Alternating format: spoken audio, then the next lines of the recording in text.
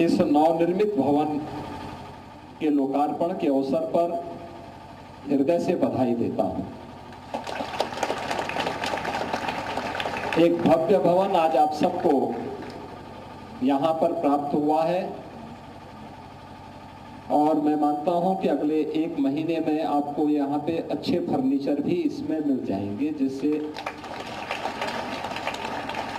अन्य जो भी यहाँ की आवश्यकताएं होंगी उन सभी आवश्यकताओं की पूर्ति भी यहाँ पर मिलकर के इस ग्रामीण देवभूमि पर अत्याधुनिक सुविधाओं से युक्त शिक्षा और स्वास्थ्य के इंफ्रास्ट्रक्चर पर जो डबल इंजन की उत्तराखंड सरकार का ध्यान है, उसके अनुरूप सुविधाएं इस विद्यालय में प्राप्त हों, ये सभी आपको प्राप्त होंगी।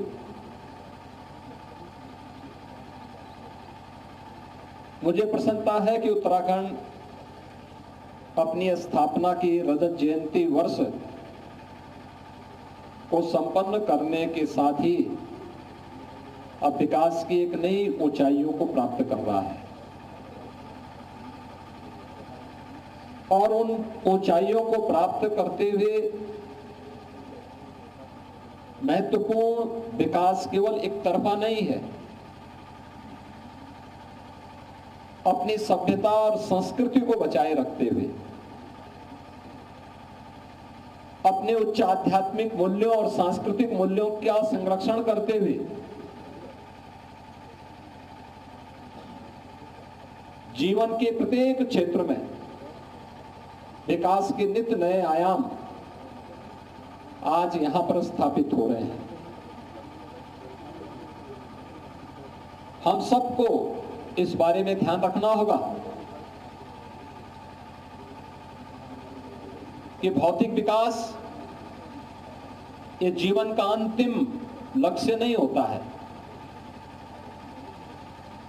और उसका एक पक्ष है, तात्कालिक आवश्यकताओं की पूर्ति का वो माध्यम होता है,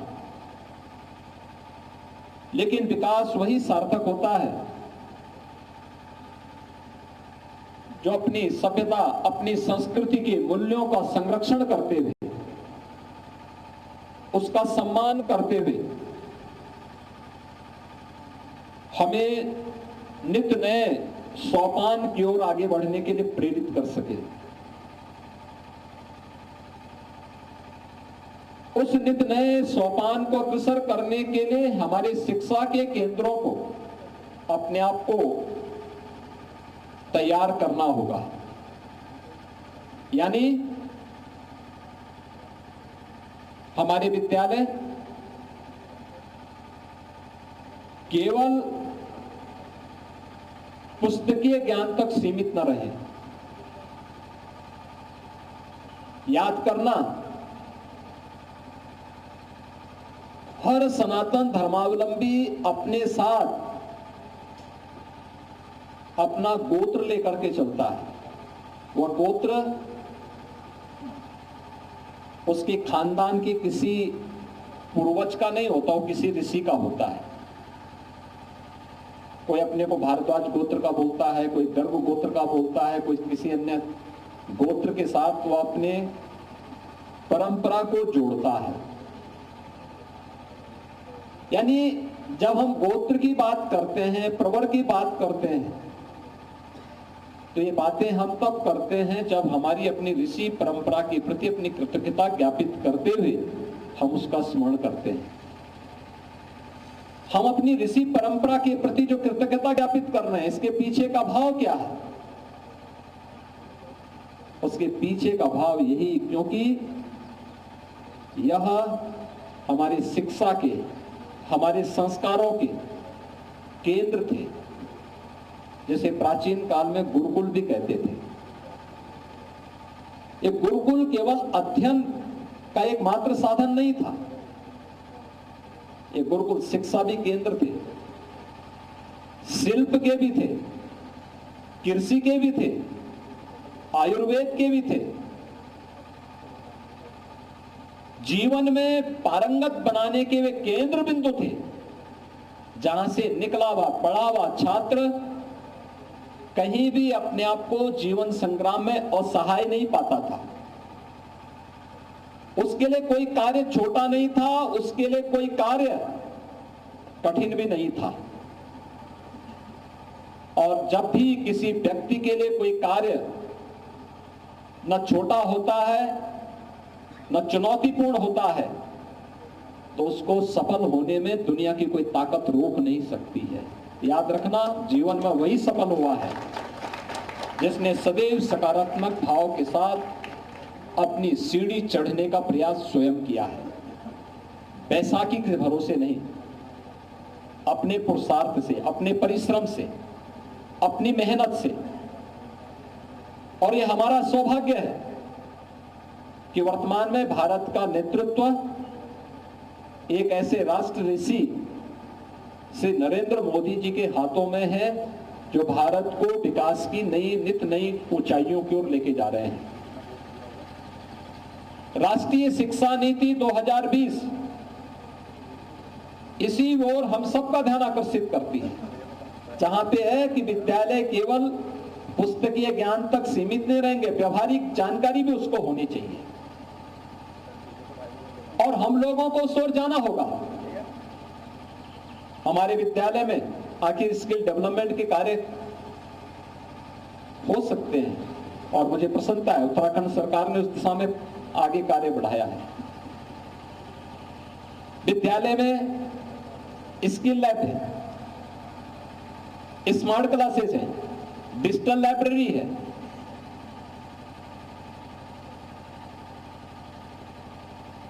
आज के समय की जो इमर्जिंग टेक्नोलॉजी है, उससे जुड़ी हुई चीजों को भी और आसान बनाने की तैयारी, और उसका केंद्र बिंदु हमारे शिक्षण संस्थान बन रहे हैं। याद करिए ना, किसी महापुरुष ने 1965 में यमकेश्वर में, तब साधन नहीं थे, सड़कें नहीं थी, बिजली नहीं थी। यहां पे बिजली आई है 1986-87 में। उससे पहले लालटेन जलती थी, केरोसिन से, लालटेन से उस समय की पूरी पीढ़ी पड़ी। आज गांव-गांव में बिजली है, गांव-गांव में पेयजल की साथ व्यवस्था है, गांव-गांव में सड़कें जुड़ी हुई हैं, आवागमन आसान हुआ है। हम लोग यमकेश्वर में जब आते थे मेले के अवसर पर, बहुत कठिन कार्य था। शिवरात्रि के अवसर पर यहां मेला लगता था, और मेले के अवसर पर नदी में पानी होता था, तब भी हजारों की संख्या में लोग यहाँ पे यमकेश्वर महादेव के मंदिर में आके के दर्शन करते थे, जल चढ़ाते थे, मेला में भ्रमण करते थे, और फिर आपस में मिलकर के वापस अपने घर जाते थे। पैदल ही जाते थे, पैदल ही आते थे, आवागमन के साधन नहीं थे। आज देखिए कितनी अच्छी कनेक्टिविटी हो गई, कितने अच्छे साधन हो गए। आप कहीं से भी आ सकते हैं, इधर बिथियानी की ओर से भी आ सकते हैं, और इधर से भी मुझे लगता है उत्तर दिशा से भी एक रास्ता बना हुआ है, जहां से मैं भी, जब हम लोग आ रहे थे तो मैं देख रहा था, वहां से भी काफी वाहन आ रहे थे। वास्तव में 1965 में स्थापित इंटर कॉलेज, और 1965 में इस स्थापित इंटर कॉलेज पुराना भवन था, जर्जर भवन था। आज यहां पे भव्य भवन आपके पास आ गया है। सरकार जो आपको सुविधा दे रही है, उस सुविधा के अनुरूप शिक्षा की क्वालिटी को ठीक करना इस शिक्षकों का दायित्व भी है, और उसके अनुरूप मनोयोग से पढ़ना ये छात्रों का दायित्व भी है। हमारे शिक्षा के केंद्र हमारी संस्कृति और सभ्यता के भी आधार स्तंभ बने, क्योंकि हमें अपनी शिक्षा को संस्कारों के साथ जोड़ना है। अक्सर होता है जब हम लोग विद्यालय की व्यवस्था की बात करते हैं, तो बहुत सारे कुछ लोग ऐसे हैं जो अधकचरे ज्ञान के साथ आते हैं, तो कहते हैं कि आखिर सरस्वती वंदना क्यों होनी चाहिए, प्रश्न उठाते हैं, राष्ट्रगान और राष्ट्रगीत पर प्रश्न उठाते हैं। याद रखना, ये हमारे संस्कार के प्रतीक है। मातृशक्ति के प्रति हमारे मन में श्रद्धा के भाव से हम सबको जोड़ते हैं। हमने ज्ञान के अधिष्ठात्री देवी के रूप में मां सरस्वती को पूजा है। और मां सरस्वती ये तो नहीं बोलती है कि कौन व्यक्ति, कौन जाति, कौन मत और कौन मजहब है। जो मेहनत करेगा, जो सही दिशा में सोचेगा, सकारात्मक भाव के साथ कार्य करेगा, मां सरस्वती की कृपा उस पर उसी प्रकार से बरसती हुई दिखाई देगी। उसकी कृपा में भेद नहीं है, भेद लेने वाले के मन में है। जो लेना नहीं चाहता है उसको कोई जबरदस्ती नहीं दे सकता है। लेकिन मां तो कृपा बराबर बरसाती है। महादेव के मंदिर में जो आएगा वही तो आशीर्वाद प्राप्त करेगा, जो आएगा ही नहीं वह उससे वंचित ही रहेगा, क्योंकि उसके मन में नकारात्मकता है। नकारात्मकता जीवन में हमेशा व्यक्ति को पतन की तरफ लेके जाती है, दुर्गति की तरफ लेके जाती है। सकारात्मकता हमारी गति को प्रगति की तरफ बढ़ाती है। ये हमें तय करना है कि हमें प्रगति अच्छी लगती है या दुर्गति अच्छी लगती है। अगर प्रगति चाहिए तो सकारात्मक सोच बनाइए, दुर्गति की ओर कोई जाना चाहता है तो नकारात्मक सोच के साथ कार्य करें। और यह दृष्टि जब भी हमारे मन में होगी कि हमें अपने देश के लिए कुछ करना है। उत्तराखंड की भूमि तो वैसे भी देवभूमि है। यहाँ का नौजवान देश की सीमाओं पर देश की रक्षा करता है। जीवन के जिस भी क्षेत्र में गया है उसने अपनी प्रभावी उपस्थिति से देश को, समाज को एक नई दिशा दी है, उसको आगे बढ़ाने में मदद की है। यहाँ के हिमालय से निकला हुआ जल पूरे उत्तर भारत की भूमि को उपजाऊ बनाता है, देश का पेट भरता है, दुनिया के लिए खाद्यान्न आपूर्ति का एक माध्यम बनता है, बागवानी का एक माध्यम बनता है। इस प्रकार का इंफ्रास्ट्रक्चर हर स्तर पर हो, इस सरकार चाहती है। सरकार सहयोग भी देना चाहती है। हम सबका दायित्व बनता है कि उसका उपयोग हम करें। बच्चों को गांव में रह करके पढ़ाने की प्रवृत्ति के साथ जोड़ें। याद रखना, ये गांव हमारी सभ्यता के मूल हैं। मूल जितना मजबूत होता है, जितनी गहरी होती है उसकी जड़ें, उतना ही पेड़ फलता फूलता है और आगे बढ़ता है। याद रखना, नींव जितनी कमजोर होगी भवन उतना ही कमजोर हो जाएगा। मूल जितनी कमजोर होगी उतना ही पेड़ आसानी से किसी झंझावात और तूफान की चपेट में आ जाएगा। हमने देश को, अपनी संस्कृति को, अपने समाज को किसी झंझावात और किसी तूफान की चपेट में नहीं आने देना है। गांवों को पलायन से बचाना पड़ेगा। गांवों को शिक्षा के, नवाचार के, शोध के एक नए केंद्र के रूप में विकसित करना पड़ेगा। हमारे गांव फिर से ग्राम स्वराज की उस परिकल्पना को साकार करें जिसके लिए हमारा गांव जाना जाता था। एक आधार था, स्वावलंबन था, उसमें आत्मनिर्भरता थी, उसमें सब कुछ था। मुझे याद है बचपन में हमने इसी क्षेत्र में जब जन्म लिया था, हमारी निर्भरता सरकार पर 0% हुआ करती थी। यानी कोई भी कार्य के लिए सरकार पर निर्भरता नहीं, गांव के लोग मिलकर के अपने सारे कार्यों को संपन्न करते थे। इस पूरे क्षेत्र में भी हम लोग देखते थे, सरकार पर कोई निर्भरता नहीं होती। गांव की सड़क भी गांव के लोग मिलकर बना लेते थे। सरकार कभी कभी आती थी उस समय, तो जनप्रतिनिधियों के दर्शन, अब तो देखो मैं देख रहा था यहाँ के विधायक नाम ले लेकर के पुकार रही थी सबका। और जब हम लोग 1980 के दशक में देखते थे तो विधायक और सांसद का दर्शन चुनाव के समय होता था 5 साल में, बाकी कभी नहीं दर्शन होता था, कभी नहीं दर्शन होता था। आज तो अगर 1 महीने अगर विधायक नहीं आए तो हर व्यक्ति आंखें लाल पीला करके बैठ जाएगा कि देखो नहीं आया। लेकिन आज हर जनप्रतिनिधि, एक एक कार्यकर्ता का, क्षेत्र के जनप्रतिनिधियों का, ग्राम प्रधान कौन है, जिला पंचायत सदस्य कौन है, ब्लॉक प्रमुख कौन है, क्षेत्र पंचायत के सदस्य कौन है, उन सबका नाम ले लेकर के बुला रहे थे, पूछ रही थी।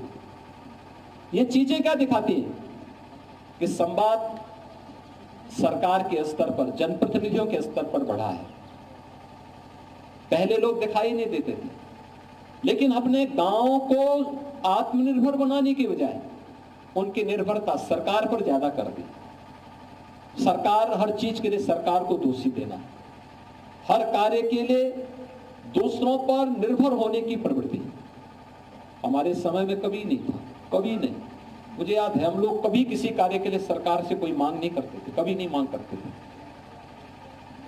एक बात, महीने में एक बार केरोसिन मिल जाए उतना पर्याप्त है, बाकी किसी चीज के लिए नहीं।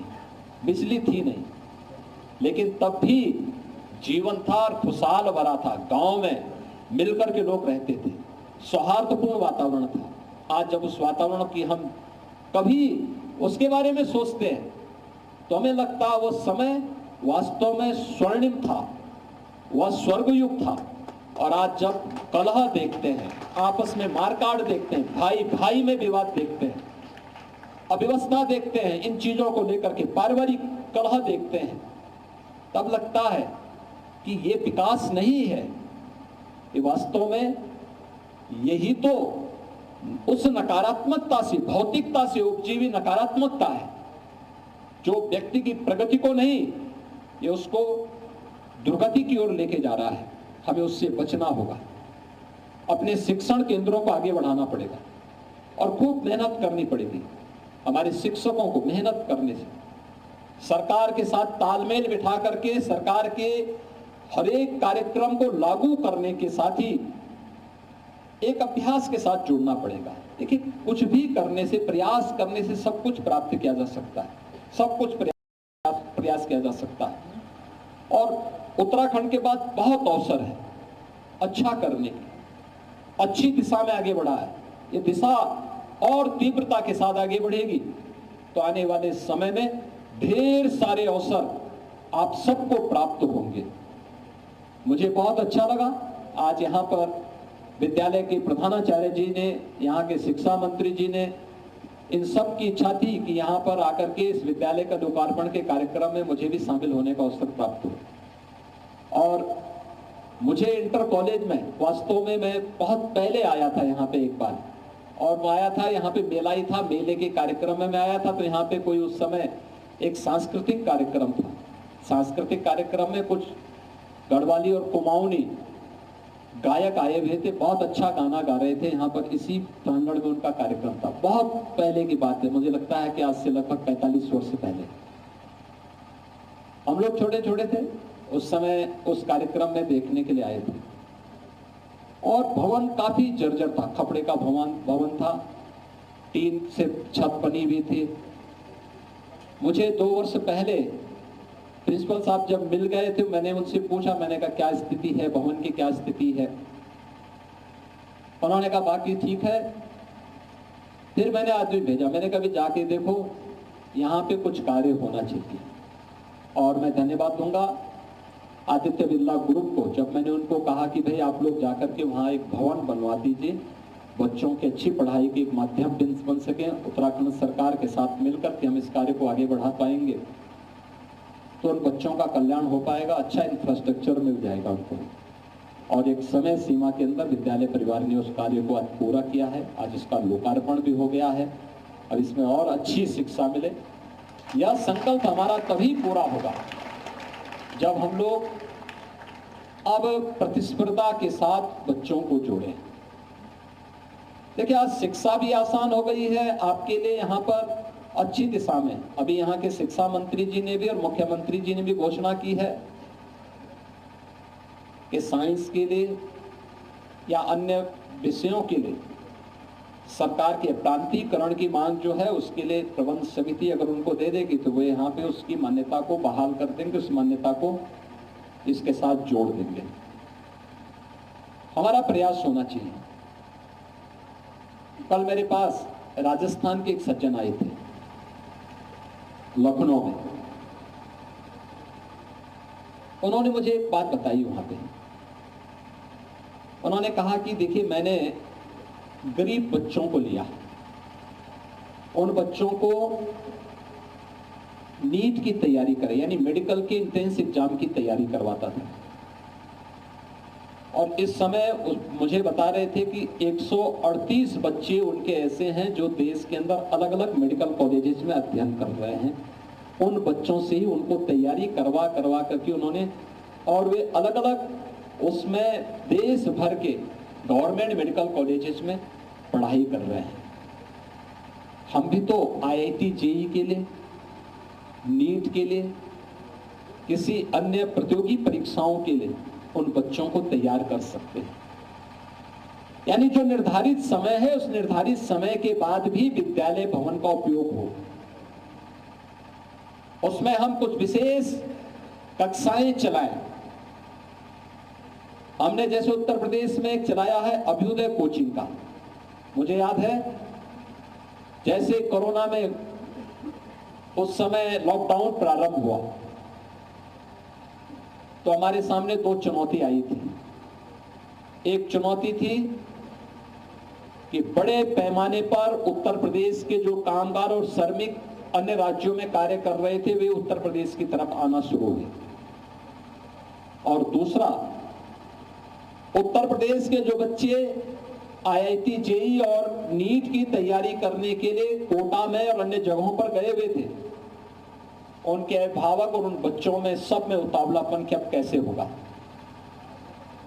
मेरे सामने चैलेंज था कि आखिर इन बच्चों को कैसे लाएं।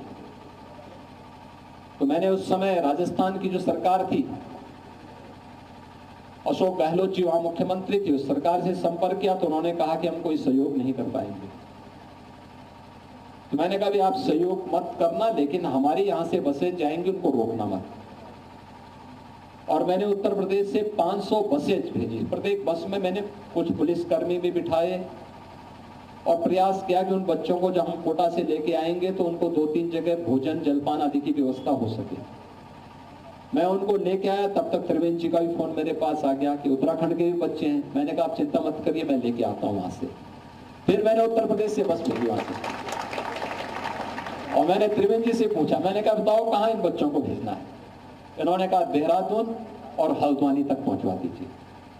और मैंने वहीं से कोटा से उठा करके जो बच्चे यहाँ के थे वहीं से उनको ला करके और देहरादून और हल्द्वानी तक उनको पहुंचाने का काम उस समय किया था।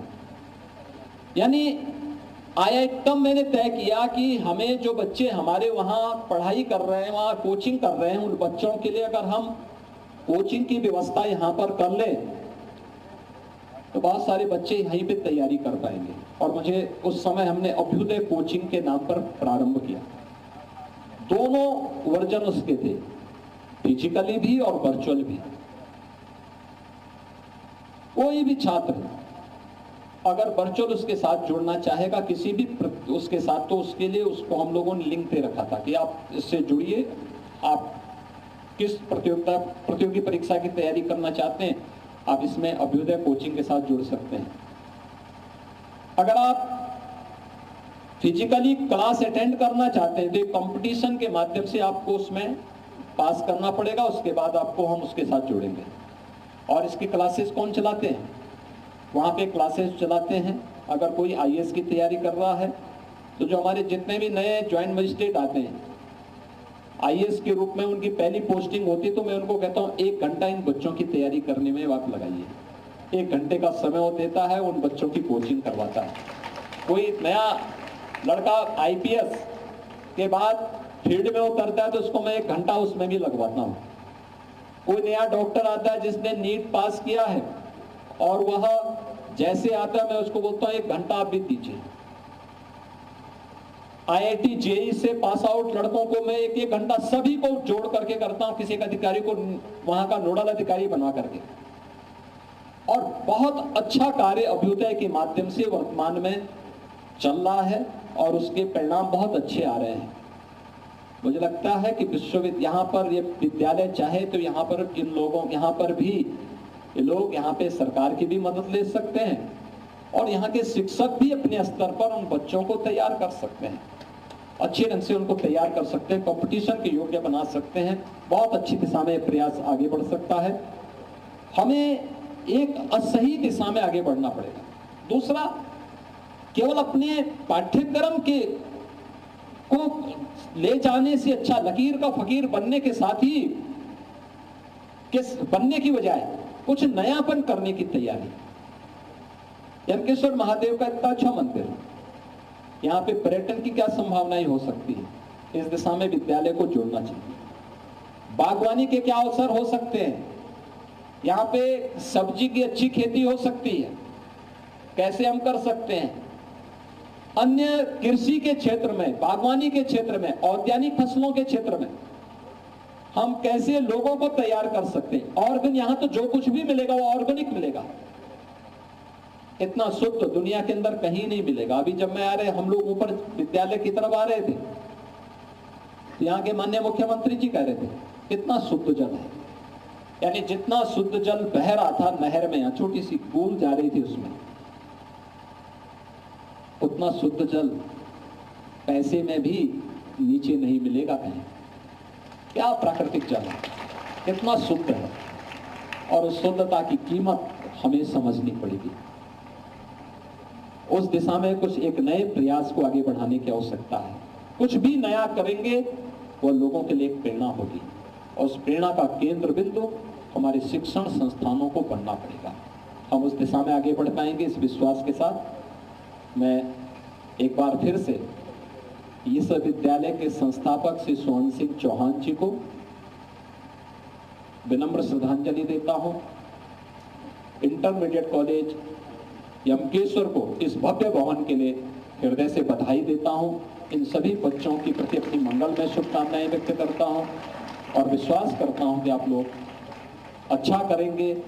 यहाँ से कुछ भी बच्चे देश और समाज के लिए अपने आप को समर्पित भाव के साथ आगे कर पाएंगे तो उससे बहुत लाभ होगा। आप सबके प्रति मेरी मंगलमय शुभकामनाएं हैं। धन्यवाद। जय हिंद।